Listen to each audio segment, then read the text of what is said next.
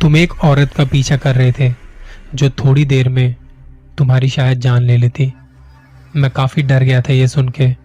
अपनी कपकपाती आवाज में कहा, मेरा नाम योगेश है और आज मैं अपनी जिंदगी का वो किस्सा आपसे कहने जा रहा हूं जिसे मैं आज भी याद करता हूं तो मेरा दिल दहल जाता है। आखिर वो क्या था? इस कहानी की शुरुआत होती है आज से करीब 2 साल पहले, जब मैं लखनऊ गया था अपने कुछ काम के लिए। वहां पर 2 दिनों के लिए गया था। मैं अपने घर में सामान पैक कर ही रहा था, तभी मेरी बीवी सुमन मेरे पास आई और बोली, क्या आपको वहां जाना जरूरी है? मैंने कहा, कुछ काम आ गया है, मुझे जाना वहां बेहद जरूरी है। वैसे तो लखनऊ घूमने की जगह है, मैं तुम्हें भी साथ ले जाता, पर वहां पे सिर्फ 2 दिनों के लिए जा रहा हूं। और हाँ, लखनऊ जाने का प्लान कभी दूसरी बार बनाएंगे जब हम दोनों वहां पर जाएंगे।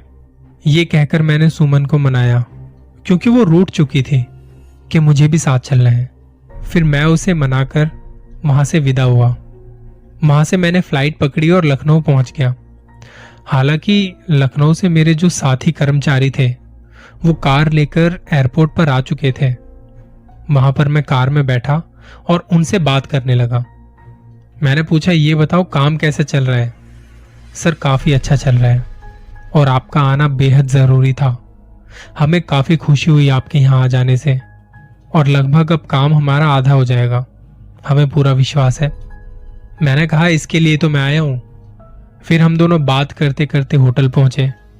वहां पर मैंने ब्रेकफास्ट किया और एक मीटिंग की जहां पर सारे साथी कर्मचारी आए थे। कुछ समस्याओं का समाधान किया और उसके बाद वापस से होटल आने के लिए मैं समय पूछ रहा था। बताओ, कुछ प्लान है?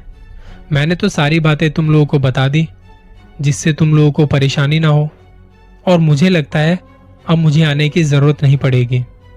उसने कहा, जी सर, सारी बातें और टीम का मनमुटाव अब कम हो जाएगा। मैं तो कहूंगा कि आप आते रहा कीजिए। मैंने कहा, ये तो बहुत अच्छी बात है, और बातें करते करते हम होटल पहुंच गए। मैंने उससे पूछा, तुम अभी फ्री हो? क्योंकि थोड़ी देर में एयरपोर्ट निकलने वाला हूं, मुझे अभी फ्लाइट पकड़नी है। तो उसने कहा, सर मुझे कुछ काम है, आप ऐसा करिए, आप कार लेकर चले जाइए, वहां पार्किंग में लगा दीजिएगा, मैं खुद आकर उसे ले जाऊंगा। मैंने कहा, ठीक है। फिर वो चला गया। मैंने हल्का खाना खाया होटल में और कार लेकर रवाना हो गया। मैं अभी थोड़ी दूर गया ही था कि रास्ते में कुछ जाम नजर आया। मैंने पूछताछ की तो पता चला कि रोड पर कुछ काम चल रहा है। फिर मैंने उसे बताया, देखो मुझे एयरपोर्ट जाना है, काफी अर्जेंट है अभी, तो मैं कैसे जाऊं? उन्होंने कहा, सर एक यहाँ से ना कच्चा रास्ता गुजरता है, वो वापस से आपको इसी सड़क पे मिला देगा। मैंने कहा, जी धन्यवाद। और फिर मैंने वो रास्ता पकड़ लिया। हालांकि वो रास्ता काफी ऊबड़ खाबड़ था, लेकिन मुझे अर्जेंट एयरपोर्ट तक जाना था, इसलिए मैं उस सड़क पर चल पड़ा। सड़क काफी सुनसान थी, दोनों तरफ जंगल थे। अभी कुछ दूरी का ही सफर तय किया होगा कि मुझे रास्ते में एक औरत दिखाई पड़ी जिसने मुझे हाथ देकर इशारा किया। मैंने सोचा हो सकता है इसे किसी मदद की जरूरत हो, लेकिन मुझे काफी अर्जेंट एयरपोर्ट पहुंचना था। ये भी हो सकता है कि किसी मुसीबत में हो, और ये रास्ता काफी सुनसान भी था। तो मैंने अपनी कार रोक दी। वो औरत एक कार के पास खड़ी थी और उसने मुझसे पूछा, क्या आप मेरी मदद कर सकते हैं? देखिए, मैं काफी मुसीबत में फंस चुकी हूँ, मेरी कार खराब हो चुकी है और आगे कुछ दूरी पर मेरा घर है, वहां पर मुझे जाना है, प्लीज मेरी मदद कर दीजिए। मैंने कहा, ठीक है, कोई बात नहीं। आप अकेली हैं? तो उसने कहा, हाँ, मैं खुद कार ड्राइव कर रही थी। मुझे पता नहीं था कि गाड़ी के पिछले दोनों टायर पंचर हैं। घर पर फोन तो कर दिया है, वो आते ही होंगे लेने के लिए और गाड़ी को ले जाएंगे। तब तक आप प्लीज मुझे मेरे घर तक छोड़ दीजिए, मुझे यहाँ सुनसान जंगल में काफी डर लग रहा है। मैंने कहा, ठीक है, आप बेफिक्र रहिए, मेरी गाड़ी में बैठ जाइए। और वो मेरे साथ गाड़ी में बैठ गई। मैंने पूछा, आपका नाम क्या है? उसने कहा, मेरा नाम भूमि है। कहाँ रहती हैं आप? तो उसने कहा, यही पास ही में मेरा एक महल है, मैं वहीं रहती हूँ। मैंने कहा, महल? क्या बात है, आपको गाड़ी चलाने से पहले चेक कर लेना चाहिए था। वो तो मैं आ गया, नहीं तो ऐसी जगहों पर कौन आता होगा। काफी सुनसान सड़क है, आप अकेली थी, आप समझ सकती हैं।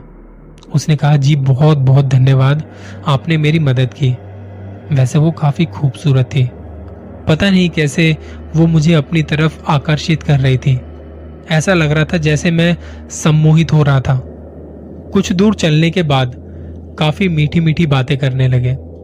ऐसा लग रहा था जैसे वो मुझे पूरी तरह से सम्मोहित कर चुकी है। और कुछ देर आगे चलने के बाद उसने मुझसे कहा, पास में गाड़ी लगा दीजिए, मेरा महल आ चुका है। मैंने सामने देखा तो एक महल वाकई में वहां मौजूद था और वहां पर लाइट की रोशनी आ रही थी। उसने मुझसे कहा कि आप भी मेरे साथ चलिए। ना चाहकर भी पता नहीं कैसे मैं उसे मना नहीं कर पाया। मुझे कुछ भी नहीं पता चल रहा था। मैं गाड़ी से बाहर निकला और उसके साथ चल दिया। आगे आगे वो, पीछे पीछे मैं चल रहा था।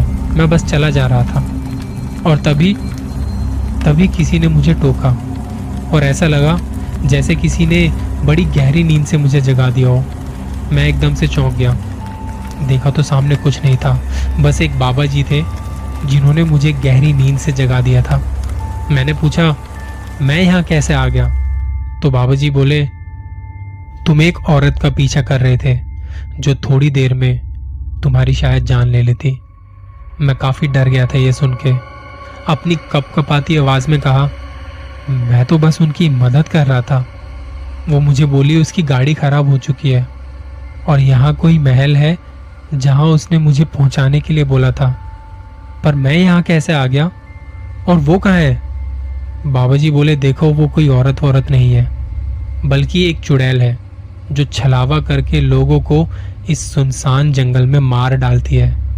वो कार, वो महल, वो औरत, सब कुछ छलावा है और इस छलावे में तुम फंस चुके थे। शुक्र करो कि मेरी नजर तुम पर पड़ गई। मैं यही मंदिर में रहता हूँ जहां पर मैं सोने के लिए जा रहा था, तभी मेरी नजर तुम पर पड़ गई।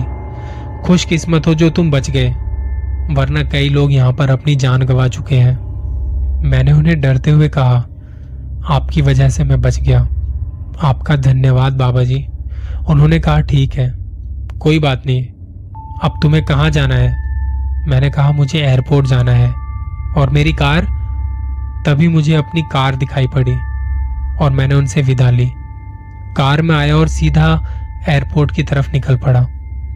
थोड़ी देर में एयरपोर्ट पहुंच गया था और फ्लाइट के अंदर बैठा मैं यही सोच रहा था, आखिर वो क्या था? क्या सच में ऐसा कुछ होता है?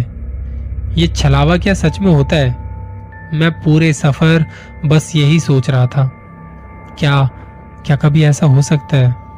आपको क्या लगता है? आप बताइए, क्या छलावा सच में होता है? अपना ख्याल रखिएगा।